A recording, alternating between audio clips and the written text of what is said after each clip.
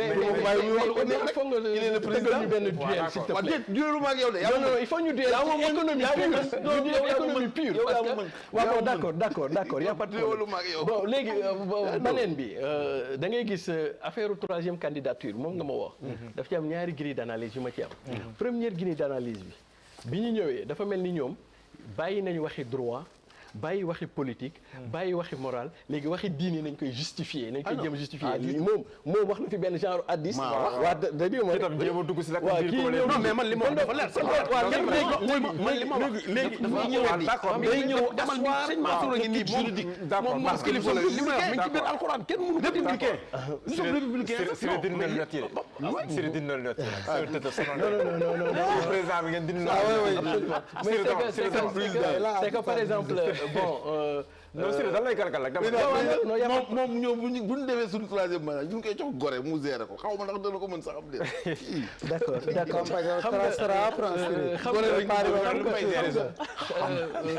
xëy na loolu dana développer pêche lui là il est très fort c'est un économiste très fort d'accord xam nga ñoom ñi doon développer l'argument juridique bi wax président Macky Sall dafa war na am troisième mandat kon de Macky Sall en 2016 dafa xamoon bañu xam bàcc ba pare xam lu mu xam waxu ko askan bi parce que su fekkee moom nee na conseil constitutionnel réglé na question bi depuis que mu wax ni dafay wàññi mandaam wala wàññi ko kon donc président en 2016 bi ñu wootee référendum bi moom xamoon na lu askan bi xamul woon mu nëbb leen ko. nous sommes pas des juristes. waaw non mais on dit la cour constitutionnelle nañ dem ñëpp candidat ñu xool kan la mooy régler situation développement bi yëpp dafay yàggal génn rek continuer.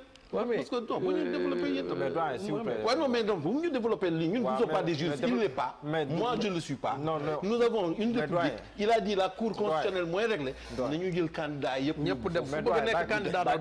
Nous avons 16 2016. Non. Mais toi,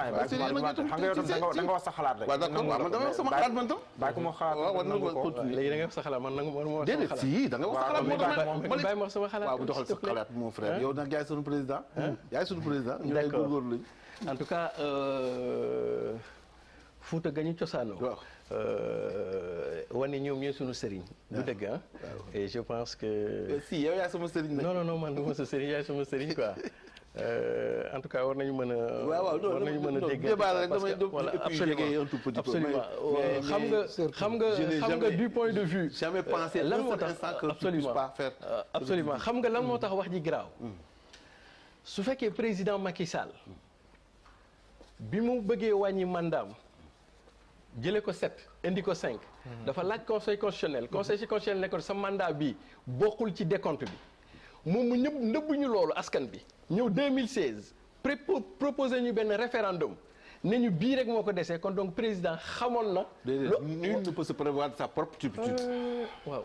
mais nul n'est censé ignorer la loi aussi. waaw mais voilà loolu ngeen wax. mais s'il vous plaît. waaw donc ko wax non bu wax ni Macky Sall xamul kenn xamu ko. vraiment c'est ça quoi loolu. parce que c'est dans la vie publique c'est au niveau du journal officiel c'est au niveau du conseil mu ni Macky Sall ko nëbboon. en 2016 Sénégalais ñoo ko voté non. mais non on ne peut pas. président Macky Sall nëbbu ko c'est dans la vie dans le truc. d'accord et d'ailleurs loolu. C'est même passible de la haute trahison. Selon parce que voilà très bien c'est passible parce que mënuloo engager le peuple ci ay référendum ak lépp lu mu laaj yow nga am benn élément décisif boo xam ni peut-être boo ko waxoon askan bi. mais c'est connu élément boobu Barthélémy Dias toog na wax ko mais c'est connu bon d'accord. c'est dans le journal officiel toog na wax ko. c'est dans le journal officiel mais Sénégalais xamoon nañ ko parce que Idrissa Seck wax na ko. Barthélémy Dias ñoom ñëpp mais Idrissa Seck taxawul fii ni ku lii bu ngeen ko voté mais Idrissa Seck wax na ko. non c'est dans le journal. non mais c'est-à-dire li mu bëgg a wax nii. Sénégalais non yéen a wax ñambaas ngeen ko su journal officiel mais moom après damay defaat nii rek. non li muy wax nii Sénégalais xamuñu ko woon. Sénégalais xam nañ ko parce que ñi d'accord loolu wax nañu. waaw d'accord léegi day wax dëgg nag yéen tamit. mais franchement nag mu ngi ñëw toog fii nag muy wax yoo Macky xamante Sall taxawoon 2016.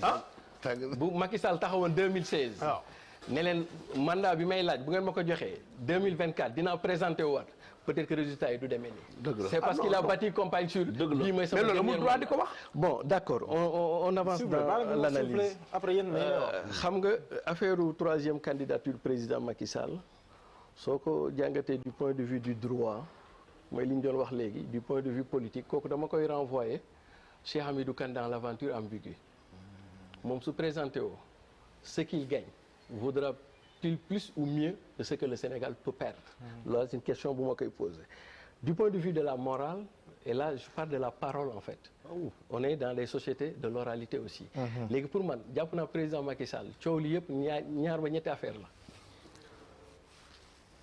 nan laa koy waxee li mu bëgg wala li ko nit ñi bëggal mooy nan laa koy waxee fan laa koy waxee ak kañ laa koy waxee yow loolu moo tax des fois mu dem ba France des fois mu wax clair obscur et cetera leeral na loolu maintenant voilà beneen grille d'analyse et peut-être foofu lay daanelee waaw yéen di amu leen problème wax ko mën ngeen ko wax saa su leen neexee waaye comme kaw seen dëgg moom wax bu ko évaluation yooyu la am de toute manière gars yi koy dégg bon beneen bi may analyser daal delloo kàddu gi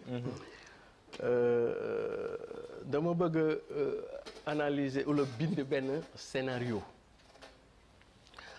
scénario bi souvent da ngay dégg ñu ni toute ressemblance à des faits quelconques serait de la pure coïncidence maanaam li ma bëgg a wax nii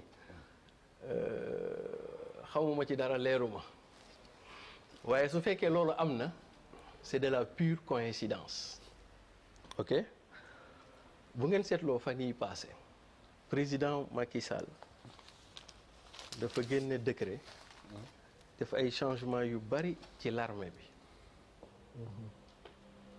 d'abord changement yu bari ci l'armée bi de ci kaw surtout les officiers fan yële passé yéen a ngi doon dégg ñu ni leen waa Yewwi Askan bi amoon na ay officiers yu leen woo ci affaire u 4 avril bi seen manif 3 avril très bien à l'éventualité may bind sama scénario dama naan peut-être que dans l'armée il y a maintenant ou il y aurait des officiers yoo xam ni danañu def sans pour autant yëgal kilifa gi dans la logique de préserver la paix civile et que ba ko kilifa gi yëgee lu mu njëkk a def mooy kuttu seen bopp si booba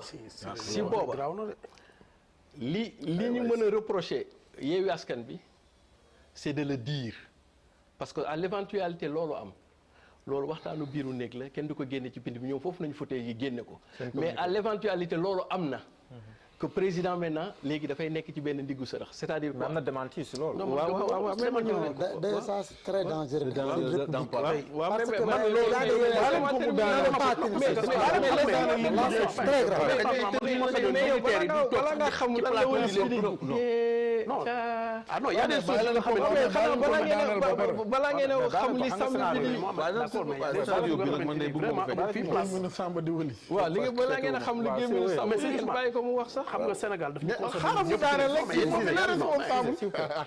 grand waaw j'assume mes propos waaw may ma rek may ma expliquer la mais xam nga yow Sénégal lañ nekk ci réew mi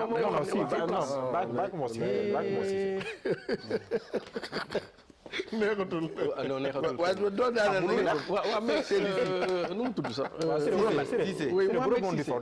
Mohamed Cissé s'il vous plaît ba ci bay laa wat baal ma man bu ngeen di wax yàlla xam ne je prends note quoi dëgg la si li nga wax dafa rëy rek moo tax li nga def coalition lu ci bari chroniqueurs yi ñoo daan ruube mais bu ñu demee ba am ay gan ñuy ruube te olof ne bul wax sa mag dafa ruube waaw te bul wax sa mag waaw vraiment voilà très bien mag dafa ruube yow tam très bien d'accord xam nga léegi may bind scénario bi mooy pour répondre question bi nga wax léegi président de la République son excellence Macky Sall mu rendre compte réaliser ni la communauté internationale n'est pas très favorable à cette troisième candidature dont la tête de file la France am na nu mu taxawee deuxièmement une bonne partie de sa jeunesse ñi ngi am nu ñu taxawee troisièmement une partie de l'armée pourrait am nu ñu taxawee. léegi su boobaa. non monsieur dama yaakaar li nga pare parce que vraiment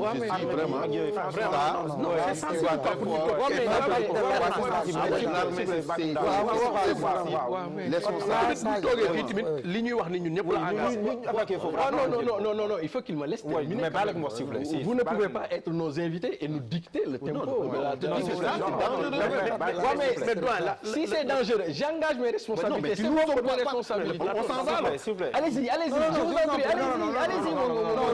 allez-y, vous ne voulez pas écouter. Prenez la tangente sur l'armée. Je suis pas d'accord. C'est pas à dire. Parfait. D'accord. Si vous ne voulez pas, en tout cas, li ma bëgg a wax, qu'il pleuve ou qu'il vente, que vous soyez content ou malheureux, je vais le dire. Mais je vais le dire. Non, je vais le dire. Non, je vais le dire avec mes propres mots. Je vais le dire avec mon tempo et je vais le dire avec mon style. Et si ça ne vous plaît pas... Ah non, ça me plaît. Voilà, très bien. Heureusement que ça vous plaît. Vous pouvez rester alors, on va continuer le débat. Ça me plaît, ça me plaît. Okay, d'accord. Et vous êtes la police ici de la... Bon, je ne sais pas. C'est pas vous qui m'avez invité. Il faut que vous le compreniez. Mais je suis la police de mes propos. Et je suis la police de mes propos. Vous ne pouvez pas m'inviter à sortir. S'il vous plaît. D'accord. Ici, on le dit que c'est pas bon. Voilà, je continue mon raisonnement. Je continue mon raisonnement. Il faut qu'on échange. Mais oui, mais c'est pas une raison de me... Non, bien sûr, c'est un débat contradictoire. Bien sûr. Ça te plaise ou pas, ça ne te regarde pas. Je dis ce que je pense. C'est un débat contradictoire tous deux. D'accord, mais je pense qu'il y a une l'armée, c'est quelque chose de sensible. mais Faut pas le dire. Non, il y a une discipline du débat. Il n'y a pas de discipline. Parce que quand tu dis des idioties, je le dis. Ok, d'accord. Voilà. Je vous le concède. Si vous, à votre âge, vous me parlez d'idiotie. Ah oui, vous me parlez de si vous plaise ou pas, vous me dites que je t'ai. C'est une insulte plus que ça. Ok. Ne m'insultez pas. Je disais. Je suis plus âgé que vous. Je disais. Raison pour laquelle vous devez avoir un certain nombre de comportements. S'il vous plaît. Je disais, et je continue à dire, dans le cadre de mon scénario. Et puis on n'est pas venu ici pour le scénario en fait. On n'est pas venu ici pour le scénario. Non, soyons sérieux. Quel scénario? Il nous dit le scénario. Oui, mais c'est un scénario de théâtre. Non, attends. Mani, vous n'êtes que TFM. Vous ne faites pas lui këpp gaal. Non, s'il vous plaît. Il faut le dire. Mais doyen, s'il vous plaît. Si c'est ton. Non, mais c'est clair. L'hymne ça engage le Sénégal. Mais il n'a pas à dire une chose pareille. Vous n'y a pas de débat, s'il vous plaît. Non, mais il y a non. Quand il n'a pas, il est en cours d'argument, il parle de l'armée. Au nom de quoi? On peut mettre l'arme de côté. Mais l'arme de côté, s'il vous plaît. Non, je ne mets pas l'arme, j'analyse. Tu n'analyses pas. Et l'arme Tu racontes des histoires. Bon, je disais dans mon scénario, il y a une forme d'éventualité par rapport au président de la République, son Excellence Macky Sall. Et pour répondre à ta question, troisième candidature. En toile de fond, il se pourrait que le président de la République dafa bëgg a génn ci troisième candidature, mais il peut même aller beaucoup plus loin. Il souhaiterait, peut-être, à l'analyse, un report de ces élections. Pourquoi? Parce que, suivant ce scénario, s'il a sur son dos la communauté internationale, c'est pas vrai. S'il a sur son dos, au plan national, une bonne partie de la jeunesse. C'est pas vrai non plus. Et s'il a... Tu n'as pas de statistiques pour ça. Non, il n'a qu'à donner des chiffres. Mais Bella. Non, mais il n'a qu'à donner des chiffres. Non, Bella. Quand il dit non, il n'a qu'à donner des chiffres. Non. Moi, je peux lui poser une hypothèse, moi. Non, hypothèse. Non, d'une hypothèse. C'est une hypothèse. Non, s'il vous plaît. Non, Bella. Statistique. Bella, s'il vous plaît. Il y a un possible, mais non, mais il n'a qu'à donner. Non, si calme là, je ne sais pas seulement le montant que qui s'il vous plaît. Parce que ñu sauver débat. Il n'y a pas de souci. Si calme laa la xam ne il n'y a pas de souci. Ok, s'il vous plaît. S'il vous plaît. Je vous conseille. Sérieux nga jàppale ma rek ngir yàlla. waaw mais nan laa lay jàppale grand au moment où quand je parle. Mais il faut me laisser aller jusqu'au bout de ma logique quand même. D'accord léegi en réalité mën am benn situation bu bees bu am ci Sénégal suivant scénario boobu et que le président de la République s'est rendu compte que ça risque d'être très problématique pour lui de poser sa candidature. Mais à l'état actuel, il n'a pas préparé quelqu'un boo xam ne mën na ko ngemb et les temps sont très courts. Et que léegi lan moo fi sës peut-être le report des élections. Mais comment? En mode opératoire, je vais appeler à des dialogues. Et quelle est la particularité d'un dialogue? Su ma wootee dialogue, opposition bi ñëw ma teg ay commission je peux gagner au moins 3 à 4 mois le temps que ñuy pare du point de vue matériel et technique délai yi ñu processus électoral tënk dootuñu ci mën a remplir su boobaa day nekk benn raison objective pour ñu mën a reporter les élections et que donc man jàpp naa à l'éventualité de ce scénario-là que il se pourrait même que le président de la République s'est finalement rendu compte de la problématique d'une troisième candidature. Et maintenant, il veut qu'on lui donne le temps de préparer un candidat de l'intérieur. Et par rapport au timing, c'est assez serré. Donc, l'idéal derrière les consultations yoyep serait de jouer avec le temps jusqu'à aller à des reports des élections et pas passer par ce qu'on appelle le dialogue politique où facilement, avec des périodes consistants, vous pouvez manger 5 mois, 6 mois. Et que ce qui fait qu'on est dans les limites de ce processus. Merci beaucoup Cyril. léegi dañuy dem si dernier point bi. doyen si yow laay ñëkkee. sànq ñu ngi koy junj président Macky Sall ñu ngi koy